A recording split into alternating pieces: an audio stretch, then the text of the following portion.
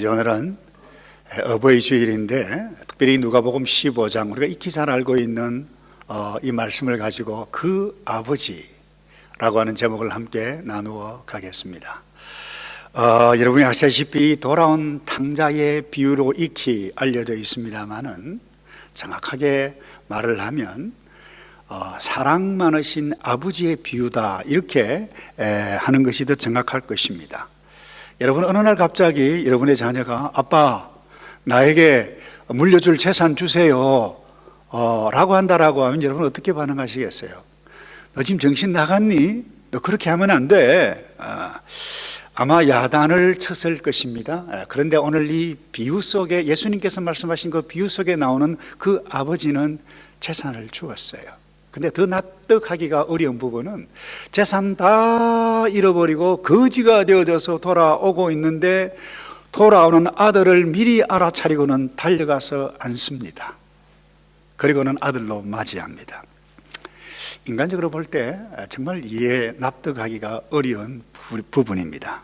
그런데 이것은 인간을 떠난, 아니 하나님을 떠난 인간이 그야말로 탕자 문명, 탕자 문화 속에서 모든 쾌락 다 설리고 다 망가진 인생이었지만 다시 아버지께서 안으시는 그 아버지, 하나님 아버지께서 우리에게 행하신 것, 그것을 우리에게 보여준 것입니다.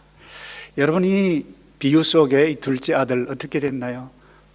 아들로 회복이 되어지는 기쁨을 얻게 되어졌습니다.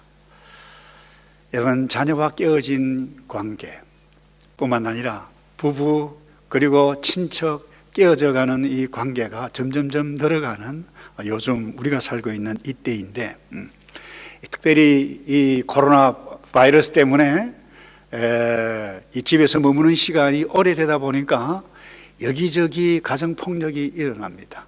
뉴질랜드뿐만 아니라 호주, 카나다, 한국 할 것 없이 살인사건도 나타나기 시작하는 안타까운 현실을 보고 있습니다. 여러분, 이 땅에 온전한 아버지, 온전한 어머니, 온전한 자녀 아무도 없습니다. 그러기에 갈등과 아픔, 상처가 너무 많아 힘들게 살아가는 그 우리의 인생들을 향해서 오늘 이 말씀을 통해서 그 아버지께서 행하신 그것을 통해서 아버지로 살아간다는 것이 무엇인가, 아니 성도로 살아간다라고 하는 것이 무엇인지를 우리에게 발견하게, 아니 깨닫게 해주는 말씀입니다. 그것이 무엇입니까? 첫째, 용서입니다. 용서. 여러분, 집 나간 둘째가 거지가 되어서 왔어요. 그런데 이 집 나간 둘째가 돌아오고 있는 그 과정을 이미 보고 있었던 아버지가 달려나가서 안고 있습니다. 그때 이 아들이, 둘째가 아빠 저 아들 자격 없어요, 그냥 일꾼 하나로 그냥 써주세요 라고 했을 때에 여러분, 아빠는 그 아이를 그야말로 입을 막으면서 허그를 하면서 데리고 들어오는, 오늘 본문 말씀 보세요. 19절에 저는 더 이상 아버지의 아들이라 불릴 자격이 없으니 그저 하나의 일꾼으로나 삼아 주십시오. 그리고서 아들은 일어나 아버지께로 갔습니다. 아들이 아직 멀리 있는데 그 아버지는 아들을 보고 불쌍히 여겼다 그랬어요. 그리고 그의 목을 껴안고 입을 맞추었다. 여기서 중요한 사실, 그 아버지가 멀리서 오고 있는 그 아들을 이미 보고 있었다. 그리고 달려나가서 안았다. 무엇을 알 수 있습니까? 이미 용서해 주었다라고 하는 것을 발견해 갈 수 있습니다. 이기심, 특별히 탐욕, 이 개인주의가 극대화된 오늘 문화 속에 살다 보면 저 여러분이 재정적으로 어떤 그 손해를, 특별히 재정적으로 손해를 입힌 그 사람이 아들이든 뭐 배우자든 친척이든 아무리 가까워도 상처 주며 살기 쉽지 않습니까? 오죽하면 유모까지 가까운 자녀를 도둑으로 표현하고 있지 않습니까? 여러분이 아시다시피 자녀를 출가시키고 나면 아들은 큰 도둑이라 그렇게 불러요. 며느리는 좀 도둑이고 딸은 예쁜 도둑이고 도둑으로 표현을 해요. 그리고 아들을 낳을 때는 1촌, 대학을 가고 난 아들은 4촌, 군대 다녀오면 8촌, 장가 가면 사돈의 8촌, 거기다가 장가 가서 아기를 낳으면 동포가 된대요. 그리고 해외 이민 가면 해외 동포. 여러분, 이런 유머라도 해서 스트레스를 풀어야만 살 수 있는 세상이 되었는지 모릅니다만은 이 유머 자체도 부모 입장에서 만들어진 것입니다. 하나님 아버지는 모든 것을 우리 인간에게 다 주셨습니다. 그런데 인간은 하나님을 떠났어요. 그리고 자기 이름 내고 하나님께서 가장 싫어하시는 우상을 섬기고 사람을 미워하고 시기하고 질투하고 때로는 폭력을 하고 때로는 죽이기도 하는 그야말로 오염된 인간, 오염된 환경 속에서 그야말로 더 시궁창으로 흙탕물로 만들어가고 있는 이 세상을 만들어가는 이 사람을 위해서, 이 사람들, 이 인간들을 위해서 하나님께서 이렇게 하셨어요. 하나님은 이 세상을 이처럼 사랑하사 독생자를 주셨다 그랬어요. 여러분, 오늘 비유 속에 예수님께서 말씀하신 그 아버지는 기다렸어요. 아예 용서하기로 작심을 하시고 우리를 기다리셨다가 안으시고 모든 죄를 용서하시고 새롭게 하십니다. 그 아버지, 여러분, 그 아버지를 구약의 시편 기자는 이렇게 표현을 하고 노래합니다. 시편 103편입니다. 그분은 내 모든 범죄를 용서하시고 내 모든 질병을 고치시며 내 생명을 멸망에서 구속하시고 사랑과 자비로 내게 관시우시며 좋은 것으로 내 입을 채워 내 청춘을 독수리같이 새롭게 하신다. 여러분, 그 아버지, 그 하나님의 사랑 때문에 여러분, 우리가 회복되고 사람이 회복되고 아들이 회복되고 우리 모두가 회복되어졌다라고 하는 사실, 그래서 아버지가 된다라고 하는 의미는 용서한다라고 하는 의미입니다. 아니, 성도로 살아간다라고 하는 의미는 용서하며 살아간다라고 하는 의미입니다. 제가 잊을 수 없는 영화 하나가 있어요. 샤인이라고 하는 영화입니다. 특별히 실제 호주에서 일어났던 일인데요. 천재적인 피아니스트 데이빗 헬프갓스에 관한 이야기입니다. 그 아버지는 굉장히 엄했어요. 이 아버지가 정확하게 말씀을 드리면 피터 헬프갓인데 이 폴란드계 유대인입니다. 근데 2차 대전 때 부모와 함께 부모 형제 모두가 나치 수용소에 끌려가서 가스실에 들어가서 죽는 것을 봅니다. 충격을 받았습니다. 그리고는 지구 그야말로 한 바퀴를 돌아서 호주 멜버른에 정착을 하게 됩니다. 가정 중심으로 자녀들을 엄하게 키웁니다. 그 사이에서 이 천재적인 이 피아노 치는 소질이 있었던 아들 이 데이빗 열심히 훈련시켜서 키웁니다. 그야말로 경연대 하면 1등 하기를 원했습니다. 2등만 하더라도 직성이 풀리지 않았습니다. 그런데 한 경연대에서 2등을 냈지만 그야말로 그 천재적인 소질을 발견한 한 분이 미국에 유학 갈 수 있도록 길을 열어줍니다만은 이 아빠가 반대합니다. 조금 시간이 지났어요. 영국 왕립학교에서 입학 허가서가 왔습니다. 이 아들을 가기 그렇게 원했습니다. 그런데 이 아버지는 가족과 헤어지는 것 원치 않았기 때문에 가지 말라고 반대를 합니다. 어느 정도 나이가 들었던 이 데이빗, 아버지의 뜻을 어기고 유학을 가겠다고 고집을 피웁니다. 그때 말하는 것이 이것이었습니다. 아버지가, 데이빗, 너 정말 떠나려나? 가족을 버리고 너 지금 가면 다시는 못 볼 것이다. 이 아빠처럼, 이 아빠는 너의 베스트가 무엇인지를 정확히 알고 있다. 이 세상에 나만큼 너를 사랑하는 아빠 사람이 없단다. 그런데 데이빗은 영국으로 떠납니다. 숱한 고난 끝에 그야말로 이 천재적인 그 은사를 가졌던 이 데이빗이 그야말로 이 성공하는 이 피아니스트가 됩니다. 여러분이 아시다시피 라흐마니노프 피아노 협주곡 3번이라고 하면 이건 죽음의 곡이라고 말할 정도로 어려운 곡인데 그것을 그야말로 탁월하게 연주를 합니다.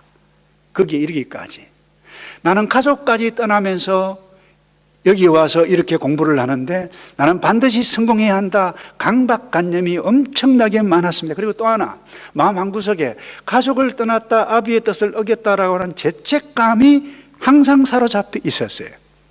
성공했습니다마는 결국 이와 같은 생각 때문에 고향으로 호주로 돌아옵니다. 그리고는 집 앞에서 공중전화 박스에서 아버지에게 전화를 겁니다. 전화를 받았더니 아버지가 아들의 음성을 듣습니다. 아들이 이 데이빗이 그렇게 합니다. Daddy, I am home. 아빠 저 왔어요. 근데 그 순간 제가 잊을 수 없는 영화의 한 장면. 이 아빠는 수화기를 놓아요. 그리고는 창문을 보면서 창문 곁에 창문 맞은 건너편에 전화를 걸고 있는 그 아들 데이빗 보면서요. 그야말로 블라인드를 확 내려버려요. 비극은 여기서부터 시작이 됩니다. 이미 시작이 되었지만 정신분열증을 이 아이가 일으킵니다. 그리고는 인생이 처절하게 망가지기 시작합니다. 그리고는 쓸쓸하게 외롭게 그 이후로 정신병동에 갑니다. 얼마나 가슴 아픈 이야기인지 모릅니다. 결국 나중에는 약간의 해피엔딩으로 끝나긴 합니다만은 이 아빠 결국 용서하지 못하는 아빠의 모습으로 끝을 맺고 맙니다. 오늘 여러분의 용서를 기다리고 있는 자녀들이 있을 수 있습니다.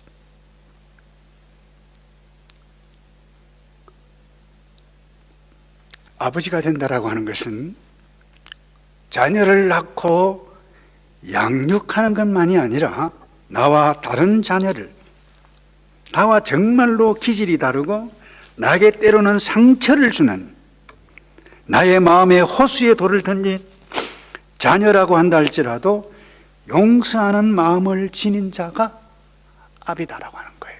그 아버지 사랑을 입었던 성도 우리는 나의 마음에 과거의 그 어떤 사건, 그 어떤 일들 때문에 나에게 상처까지 주었다 한다 할지라도 그 아버지의 사랑을 받았던 우리는 용서해 줄 수 있으면 어떻겠니? 이것이 바리새인들을 향한 예수님의 비유를 통해서 그들과 오늘 우리에게 주시는 말씀입니다. 그때 이 아들이, 둘째 아들이 회복이 되어졌어요. 우리의 자녀들이 회복이 되고 우리가 회복이 되어질 것입니다. 오늘 이 비유 속에 나오는 그 아버지, 두 번째 우리가 발견할 수 있는 놀라운 요소는 배려입니다. 여러분, 이 이야기는 이렇게 시작하죠. 작은 아들이 아버지에게 갑자기 이야기합니다. 12절이죠. 아버지, 재산 중에서 제가 받을 몫을 주십시오. 그래서 아버지는 두 아들에게 살림을 나누어 주었다, 이렇게 12절에 기록하고 있는데 말이죠. 사실 이 히브리 문화에서는 아버지가 이 건재하고 건강하게 살아있는데 자기 유산을 달라라고 하는 것은 있을 수가 없는 일입니다. 그런데 이 둘째 아들은 달라했어요. 버릇없는 자녀, 어떻게 보면 아주 악한 자녀, 고약한 자녀라고 볼 수 있습니다. 그런데 이 아버지는 말이죠, 이 비유 속에 나오는 그 아버지는 아들에게 줘요. 납득이 안 됩니다. 그런데 납득이 더 안 되는 부분은 바로 그 부분입니다. 12절 하반절에 그래서 두 아들에게 살림을 나누어 주었다라고 하는 대목입니다. 둘째가 재산을 먼저 요구했는데 큰 아들에게도 나누어 줘요. 여기서 그 아버지의 배려를 볼 수 있는 대목입니다. 여러분, 똑같은 형제이고 형제 자매이지만 큰 아이에게만 주고 다른 사람에게 주지 않는다라고 하면 시기 질투합니다.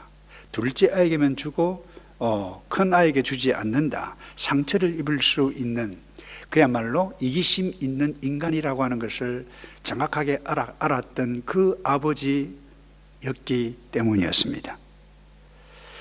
근데 혹시 여러분 이런 아버지를 보고 여러분들이 야, 자녀를 저렇게 다루면 돼? 버르장머리 없이 말이야?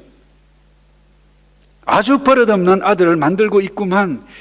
여러분 이런 말을 여러분들이 내뱉을 수 있을지 모르겠습니다만, 그러나 우리는 여기서 그 아버지의 배려하는 마음을 놓쳐서는 안 될 것입니다. 그 아버지는 사실 그 자녀가 이기적인 마음을 가지고 있었다라고 하는 것을 왜 몰랐겠습니까? 그런데 그 아버지의 배려는 여기서 그치지 않습니다. 여러분, 둘째가 거지가 되어져서 그야말로 다 망가지 거지가 되어서 다시 돌아왔을 때 그 아버지가 어떻게 했어요? 아들이 멀리 있는데, 좀 전에도 말씀을 드렸습니다만, 그 아버지는 아들을 보고 불쌍히 여겨 달려나가서 안았다, 목을 껴안고 입을 맞췄다. 여러분, 아들이 아직 거리가 멀었는데 아버지가 달려나갔다고 그랬어요. 여러분, 고대 근동에서의 이 당시 문화, 특별히 우리 동양 문화와 마찬가지잖아요. 나이가 든 어른, 특별한 일이 아니고는 뛰는 법이 없습니다. 체면을 잃는 일입니다.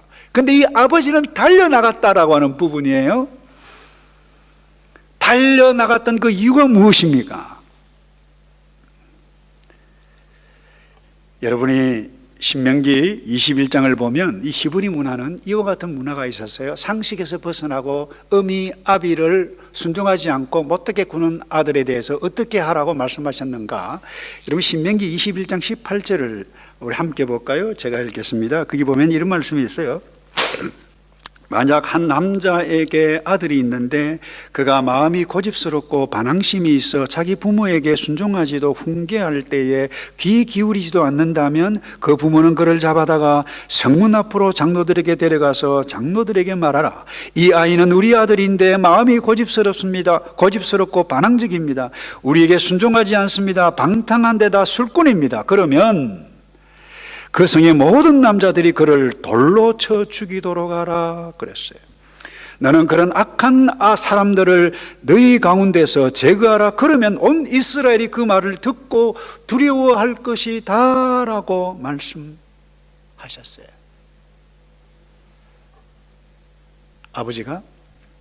그 아버지가 멀리 오는 아들, 그야말로 모든 것 다 잃어버리고 거지 신세, 거지처럼 해하는 그 아들을 보고 저 못된 놈, 골치 아픈 저 아들, 내 눈앞에 나타났다, 이 동네 사람들, 이렇게 괌을 지르지 않았어요. 그냥 달려가서 그냥 안았어요. 왜 안았을까요? 혹시 동네 사람들이 먼저 보고 다 알았을 터인데 돌로 쳐서 그 아들에게 던질까 싶어서 미리 나가서 달려가서 안고 입을 맞추었다. 여러분, 그 아버지의 배려 여기서 그치지 않습니다. 아들이 아버지에게, 저는 이제 아버지의 아들이 아닙니다. 그리고 하늘과 아버지께 죄를 지었습니다.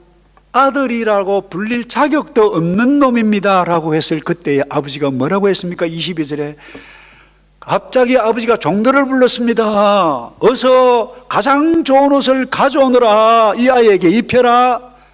손에 반지를 끼우고 발에 신을 신겨라. 잔치를 벌입니다. 여러분, 배려, 다른 말로 관대함, 어쩌면 이것은 용서보다 더 어려울 수가 있습니다. 여러분, 용서는 내가 한번 받아들이면 됩니다. 그런데 배려를 하고 관대함은 내게 있는 것을 다시 그 무엇을 주어야만 하기 때문에 그렇습니다. 그런데 이 배려, 관대함이 있는 아버지가 오늘 예수님께서 말씀하셨던 그 비유 속에 나오는 그 아버지였습니다. 여러분, 이 아버지의 이 배려, 이 관대함을 싫어할 사람이 이 세상에 누가 있겠습니까? 그런데 한 명이 있었어요. 첫째 아들입니다. 들에서 일을 했든지 들에서 있다가 들어오는데 돌아온 형이 잔치가 벌어진 것을 보고 불평합니다.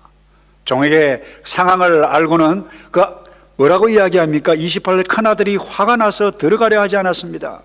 그러자 아버지가 나와 그를 달랬습니다.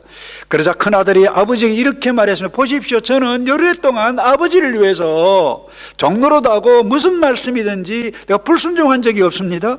그런데 제게는 친구들과 함께 파티할 때 염소 새끼 한 마리 주지 않았는데 장녀하고 노란하고 가진 재산 다 말아먹고 돌아온 내 거지, 우리 집안 망신 톡톡하게 시켰던 저놈 잔치를 내요 글쎄. 여러분 객관적으로 보십시다. 잃었던 동생이 돌아왔어요. 이것을 보고 야, 이게 형인가 이렇게 말을 할 수 있을는지 모르겠습니다. 그런데 이것이 어쩌면 저와 여러분의 대부분 우리의 현실일 수 있습니다. 시기하고 질투하고 남이 잘 되는 것 도와주지를 못해요. 그래서 첫째 아들의 반응을 본 그 아버지, 동생이 돌아왔는데 이 형이란 놈이 고작 한다는 말이 그 말밖에 안 되냐? 버럭 화를 내고 동생이 아니냐? 어찌 그럴 수가 있느냐? 그렇게 하지 않았어요. 그 아버지의 배려는 첫째에게도 나타납니다. 다소곳이 타이릅니다. 얘야, 너 동생이 아니냐? 보세요. 너는 항상 나와 함께 있지 않느냐? 또 내가 가진 모든 것이 다 너 것 아니냐? 그러나 동생 죽었다가 잃었다가 다시 살아났고 내가 그를 잃었다가 찾았으니 우리 잔치를 벌이며 기뻐하는 것이 당연하지 않은가 그랬어요. 그 아버지의 배려, 이 관대함 때문에 잃었던 아들 얻었어요. 첫째도 얻었습니다. 사랑하는 성도 여러분, 저와 여러분은 사람을 얻어가고 있는 사람입니까? 아니면 사람을 잃어가고 있습니까? 오늘 비유 속에 나오는 그 아버지, 마지막으로 생각해 보아야 할 부분은 이 본문 전체를 통해서 볼 수 있습니다만, 그 아버지는 축복해 주셨던 아버지였던 것을 보게 됩니다. 여러분, 그 아버지는 축복해 주시는 아버지였어요. 우리에게 복을 주셔서 이 땅에 태어나게 해주셨고, 그 아버지는 복을 주셔서 이 세상을 다스리게, 모든 인간, 저와 여러분에게 다스리게 해주셨습니다. 이런 의미에 있어서 그 아버지를 아는 이 땅의 모든 성도 아버지, 모든 성도는 축복하는 존재이어야 할 것입니다. 우리는 그 아버지의 사랑을 받은 존재입니다. 예수님께서 특별히 오늘 이 이야기, 이 비유를 통해서 말씀하시는 핵심 중에 하나가 사실 이 바리새인과 서기관들에게 주시는 말씀이었습니다.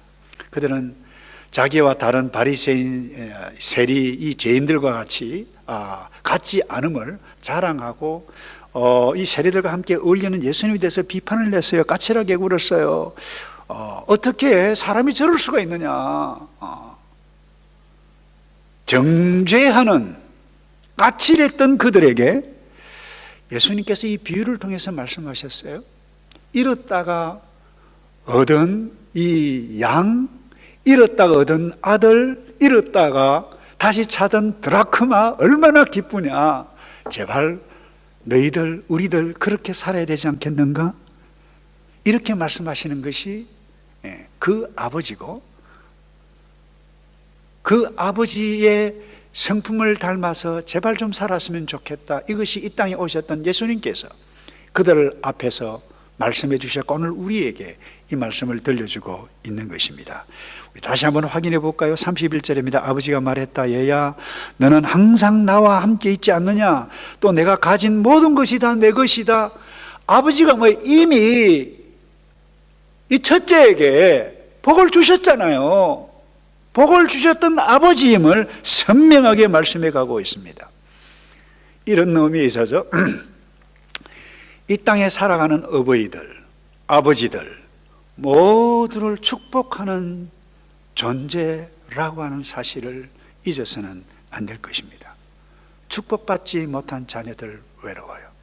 용서받지 못한 자녀 외로워요. 제가 좀 전에 말씀드렸습니다만 이 샤인에 나오는 영화의 주인공 데이빗 헬프갓, 여러분 시간이 되어지면 이 영화를 가족들과 함께 다 보아도 좋을 것입니다. 저는 얼마 전에 이 메시지를 준비하면서 또다시 한 번 더 보았어요. 여전히 많은 눈물을 흘렸어요. 아버지의 축복, 아버지의 용서가 그렇게도 굶주려야 하는 아들의 모습, 축복을 잃어버렸고 용서를 잃어버렸을 때에 얼마나 비참하게 살아가는 그 아들의 모습을 보는 순간, 비록 드라마틱한 영화였지만 제 가슴을 찢어 내기에 충분했었습니다. 아버지의 축복이 그렇게도 기다렸는데 아버지의 축복을 거절당한 이 데이빗, 정신분열, 정신병원에 갔습니다. 여러분 기억하시나요? 구약에 자기가 잘못해놓고도 부주의함에도 장자권 다 팔아먹었던 여러분 에서를 기억하시나요? 아버지 이삭에게 축복을 놓쳤다라고 하는 사실을 깨닫자 얼마나 절규하고 있습니까? 절규했던 그 말씀을 볼까요? 창세기 27장 34절입니다. 에서가 아버지의 말을 듣고 크게 울부짖고 슬퍼하면서 아버지에게 말했습니다. 아버지, 저를 축복해 주십시오. 네 아버지여, 제게도 축복해 주십시오. 에스가 38절에 또 이렇게 이야기합니다. 창세기 27장에 에스가 말했습니다. 아버지, 제게 빌어주실 남은 복이 단 하나도 없습니까? 그랬어요. 네 아버지여, 저도 축복해 주십시오. 네 아버지여. 에서는 목소리를 높여 울었습니다. 여러분, 자녀는 이렇게 아버지의, 부모의, 어버이의 축복에 굶주려 하고 있습니다. 우리 모두는 이 축복을 함께 나눠주고 함께 받고 또다시 함께 나눠주고 또다시 함께 받고 그렇게 살아가야 할 성도라고 하는 사실. 오늘 어버이 주일인데 어떻게 보면 이 아버지에 대한 말씀인 것 같지만 중요한 것은 여러분, 자녀 여러분 귀를 기울이고 눈을 똑바로 떠서 저를 보시길 바랍니다. 오늘은 어버이 주일입니다. 거의 모든 아버지는 이 비유 속에 나오는 그 아버지처럼 여러분을 낳고 여러분을 양육하고 여러분을 길렀어요. 그럼에도 불구하고 교훈적이지 못했던 부모였고 여러분을 자상하게 베풀어 주지 못했던 부모들 적지 않게 많이 있고 저 역시 마찬가지입니다. 어쩌면 여러분에게 상처를 주었던 부모일 수 있을 것입니다만은 특별히 그래요. 오늘날 여러분의 시각으로 보면 여러분의 엄마, 아빠가, 할아버지, 할머니들이 얼마나 답답합니까? 디지털 문화, 그야말로 핸드폰도 제대로 하나 사용하는데 서툴고 영어도 서툴고 모든 것이 서툽니다. 여러분이 답답하게 느끼는 어버이지만 그럼에도 불구하고 이 사실을 꼭 기억하셔야만 합니다. 여러분의 부모들은 여러분을 낳았어요. 자녀들을 향해서 하나님께서 말씀하십니다. 자녀들아, 주 안에서 이 부모들에게 순종하라. 왜 순종해야만 합니까? 여러분, 공경하고 순종해야 할 이유가 딱 이것입니다. 그것이 옳으니라 그랬어요. 이 말은 하나님의 성품과 합당하기다. 그것이 아버지께서, 하나님께서 원하시는 것이다 그래. 그리고 약속 있는 첫 계명이다. 그렇게 순종하고 공경할 때에 잘되고 장수하는 약속 있는 첫 계명이기 때문에 그렇습니다. 자녀 여러분, 여러분이 이 말씀에 순종하지 아니하면 어쩌면 둘째, 오늘 이 비유 속에 나오는 둘째 아들처럼 후회하고 또 후회하고 또 후회하고 후회하는 자녀로 살아남을 수밖에 없을 것입니다. 근데 여러분 기억하시기 바랍니다. 후회할 그때에도 오늘 이 메시지, 아니 누가복음에 나타나는 이 사랑 많으신 아버지의 이 말씀을 기억하고 오늘 말씀 속에 나온 그 아버지 하나님은 내가 어떤 상황 가운데 있어도 나를 용서하시고 나를 배려하시고 나에게 관대하시고 나를 축복하시는 그 아버지 하나님이 내게 있음을 기억하고 그 아버지 앞에 나와야만 합니다. 어쩌면 아버지가 없는 사람도 있을 거예요. 한 번은 제가 제 친구가 섬기는 교회 가서 예배를 드렸는데 안식년 때 제가 태어난 지 몇 주 만에 아버지를 잃었기 때문에 아버지라고 불러본 적이 없다고 그래요. 제가 그 말을 듣는 순간에 얼마나 마음이 아팠는지. 사랑하는 자녀 여러분, 여러분 어버이가 있다라고 하는 이 자체가 복입니다. 그리고 오늘 부모님, 우리 자녀들, 우리 모두가 오늘 이 예수님께서 말씀해 주신 그 비유 속에 나타난 그 아버지 일대에 하나님의 나라가 우리의 가정 가운데 임한다라고 하는 사실. 그리고 또 하나만 정리하고 마치겠는데요. 왜 우리가 그렇게 해야만 합니까? 우리 모두가 이미 그 아버지께로부터 복을 받았기 때문에 라고 하는 사실을 우리는 기억해야만 합니다. 그래서 에베소서 1장 3절을 한번 보실까요? 이렇게 말씀합니다. 하나님 곧 우리 주 예수 그리스도의 아버지를 찬양합니다. 다시 읽습니다. 곧 우리 주 예수 그리스도의 아버지를 찬양합니다. 하나님은 그리스도 안에서 하늘에 속한 모든 신령한 복, 모든 신령한 복으로 우리에게 복을 주신 분이십니다. 뿐만 아닙니다. 8절에 이렇게 말씀하세요. 그 아버지, 그 하나님은 우리에게 모든 지혜와 총명을 넘치게 하셔서, 무슨 말입니까? 우리는 그 아버지로부터 모든 복, 신령한 복뿐만 아니라 지혜, 총명함, 예수 그리스도를 믿고 성도로 살아가는 저와 여러분이라고 하면 우리는 모든 복을 다 받았다라고 하는 사실, 말씀을 맺습니다. 아버지 여러분, 혹시 여러분의 자녀를 용서하지 못한 아버지가 혹시 있습니까? 용서하십시오. 자녀 여러분, 여러분의 어버이가 용서가 안 되는 어버이가 있습니까? 용서하십시오. 그리고 배려하십시오. 아버지 여러분, 자녀 여러분, 서로 용서해가고 서로 배려해가고 서로 축복을 나눠줄 그때에 비로소 하나님의 나라가 저와 여러분의 가정에 임할 뿐만 아니라 임하는 우리의 가정의 모습을 보고 예수 믿지 아니하는, 예수 믿어야 할 다른 이웃들이 저와 여러분의 가정을 보고 와, 나도 저와 같은 복을 누려야 되겠다, 이와 같은 엄청난 일들이 일어나는 저와 여러분 되시기를 주님의 이름으로 축복합니다. 다 같이 기도하겠습니다.